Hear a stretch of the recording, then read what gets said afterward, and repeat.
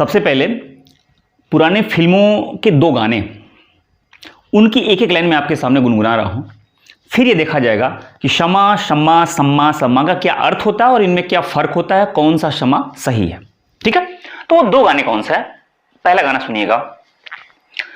ये समा समा है ये प्यार का, किसी के इंतजार का, दिल ना चुरा ले कहीं मेरा, मौसम बहार का।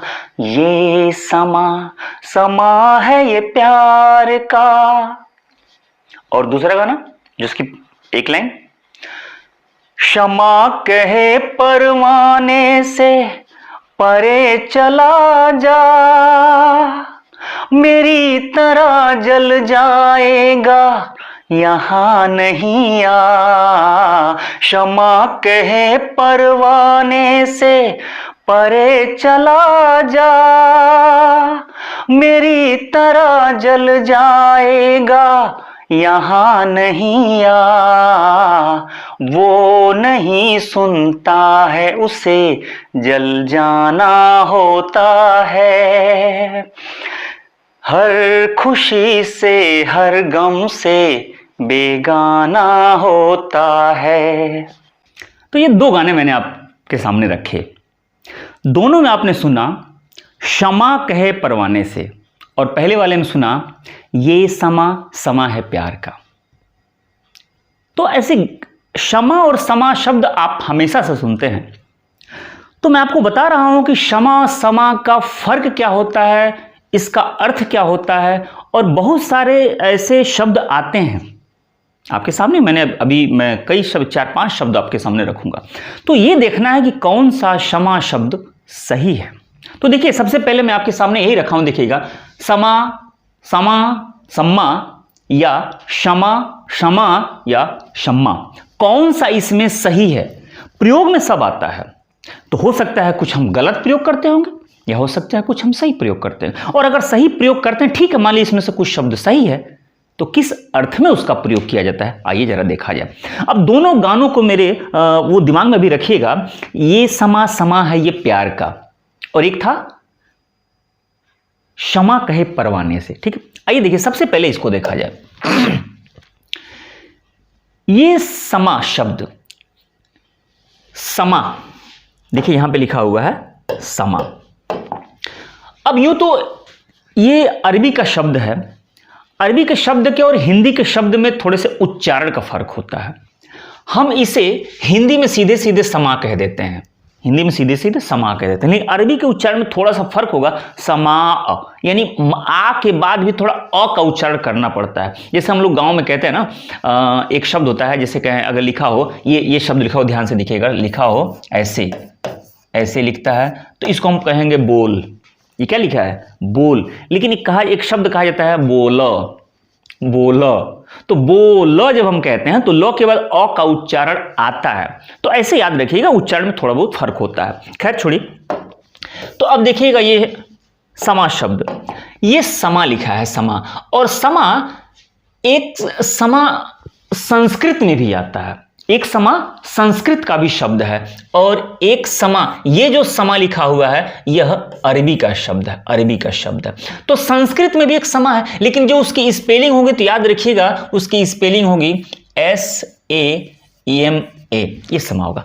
और जो संस्कृत का जो समा शब्द है, तो समा का मतलब आसमान होता है, समा का मतलब आसमान होता है, समा, समा, समा माने आसमान। लेकिन जो अरबी का शब्द है समा, दोनों ये स्पेलिंग का थोड़ा सा फर्क है, समा समा, यानी लास्ट अ का थोड़ा सा उच्चारण आता है, लेकिन हिंदी में हम उसको समा कह देते हैं, उसमें कोई प्रॉब्लम नहीं है। हिंदी के उच्चारण में देखिएगा अंत में आ नहीं आता है, क्योंकि हिंदी का ऐसा कोई रूल नहीं है कि किसी शब्द के पीछे स्वर लगाया जा सके, इसलिए कि जब लगाएंगे तो उसमें समाहित हो जाएगा। ठीक, तो जो अरबी का समा शब्द होगा, इस समा का मतलब होता है सुनना।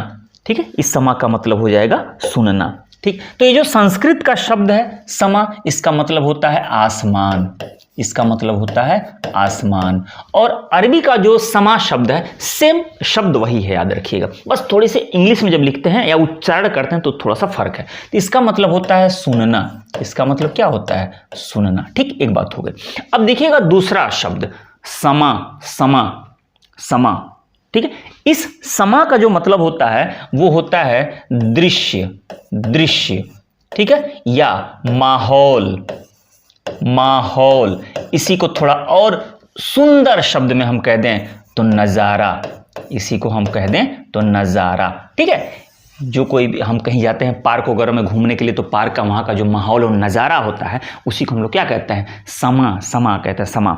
तो अब जो मैं पहला वाला जो गाना आपको पहली लाइन जो गुनगुनाया था उसमें लिखा था ये समा, समा है ये प्यार का, मैं कह रहा था ना ये समा, समा है ये प्यार का। तो ये जो प्यार का माहौल है, वो नज़ारा है, वो दृश्य है, बात उसकी हो रही थी। तो समा, समा का मतलब होता है, यहां आपने कहा समा बांध दिया, कहते ना समा बांध दिया, समा बांध दिया, पूरा माहौल एकदम चकाचक आपने कर दिया, तो वो होता है यहां पे समा शब्द। ठीक, अब उसी से देखिएगा एक और समा शब्द का प्रयोग किया जाता है, उसके थोड़ी सी स्पेलिंग में फर्क है और उच्चारण में फर्क है। ये समा है, ऊपर अनुस्वार लगा हुआ, हिंदी के नजरिए से देखा गया। अब यह है समा, समा, समा, लास्ट में अ का उच्चारण होता है। हालांकि मैं फिर कह रहा हूं कि हिंदी में इसे सिर्फ हम लोग समा कह के आगे बढ़ जाते हैं। ठीक है, हिंदी में कोई ऐसा रूल नहीं है किसको, लेकिन चूंकि ये अरबी का शब्द है तो फर्क है।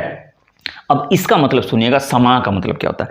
समा सूफिज्म यानी सूफियों का जब दौर था तो सूफियों की एक सभा, और वो सभा का नाम है समा। और उसमें होता क्या था, उसमें संगीत की धुन पे वह ईश्वर में लीन हो जाते थे।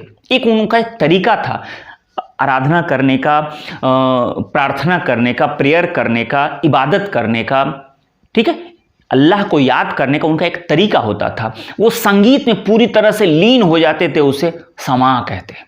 वहीं से कव्वाली शब्द निकला, वहीं से कव्वाली का बाद में जन्म होता है। वो कव्वाली का बाद में एक रूप ले लिया। तो संगीत या कव्वाली कहीं कहीं आपका जब आप खोजेंगे तो समा का अर्थ कहीं कहीं संगीत या कव्वाली भी दे देता है, लेकिन सच्चाई यह है कि यह सूफियों की एक सभा, वो सभा जो संगीत के माध्यम से अल्लाह में पूरी तरह से लीन होते हो, अल्लाह की इबादत का एक तरीका था, उसे कहते हैं समा, समा। बात समझ में आ गई ना? तो ये तीन शब्द मैंने आपको बता दिया। समा, समा का मतलब आसमान और सुनना, और आसमान सुनना का मतलब ये संस्कृत में जो स्रोत मिलता है उसे कहते हैं आसमान, और अरबी का जो स्रोत है उसे कहते हैं सुनना। समा जो अनुस्वार, समा, समा का मतलब दृश्य, माहौल या नजारा, और समा यानी कि मैंने बता दिया सूफियों की संगीतमय सभा। अब अगला शब्द ये देखिएगा, क्षमा, क्षमा। ये भी अरबी का शब्द है। हालांकि जब इसे हम बात करेंगे हिंदी के नजरिए से तो मैंने कहा ना कि लास्ट का उच्चारण नहीं होता है, तो सीधे सीधे हम ऐसे लिख देते हैं। लेकिन चूंकि ये अरबी का है तो शुद्ध होता है सम आ, समा, सम आ। ठीक है, तो क्षमा, क्षमा। अब मैं दूसरा गाना जो आपको सुनाया था पहली लाइन, क्षमा कहे परवाने से परे चला जा, मेरी तरह जल जाएगा यहां नहीं है। तो क्षमा का मतलब क्या होता है? ये है क्षमा। इस क्षमा का मतलब होता है रोशनी देने वाला। अब रोशनी देने वाला कुछ भी हो सकता है, वो एक कैंडल यानी कि मोमबत्ती हो सकता है, वह एक दीपक यानी कि चिराग हो सकता है। ठीक है, वो बल्ब हो सकता है, कुछ भी हो सकता है। जो भी रोशनी दे रहा है उसे, खासतौर से आप जब इसका सर्च करेंगे, खोजेंगे, तो क्षमा का मतलब चिराग होगा, आएगा, चिराग आएगा, मोमबत्ती की लौ हो सकता है, उसे क्षमा कहते हैं, जो रोशनी दे सकता है। ठीक, तो क्षमा कहे परवाने से। अब परवाना का मतलब यहां भौरा था। आप देखेंगे जब मोमबत्ती जल रही होती है, वो चिराग का वो जो लौ जल रहा हो तो उसके किनारे किनारे कीड़े या भौरे जो है वो मड़राते हैं। ठीक है, तो वो जो मड़राते हैं उसको कहा जाता है परवाना, और चिराग की लौ को कहा जाता है क्षमा। तो क्षमा कहे परवाने से परे चला जा, मेरी तरह जल जाएगा यहां नहीं है। तो वो शब्द वो जो गाने की जो लाइन थी जिसमें शब्द था क्षमा, तो क्षमा का मतलब चिराग से है। ठीक है, चिराग या कैंडल या मोमबत्ती। ठीक, अब आइए, अब एक और शब्द है शम्मा, शम्मा, शम्मा। हालांकि हिंदी में ये मैं बताया कि आखिरी उच्चारण नहीं होगा, तो ये सीधा सीधा हो जाएगा शम्मा। ठीक है, शम्मा। अब शम्मा बहुत सारे लोग नहीं जानते हैं शम्मा का मतलब क्या है, या गलत प्रयोग करते हैं शम्मा का मतलब।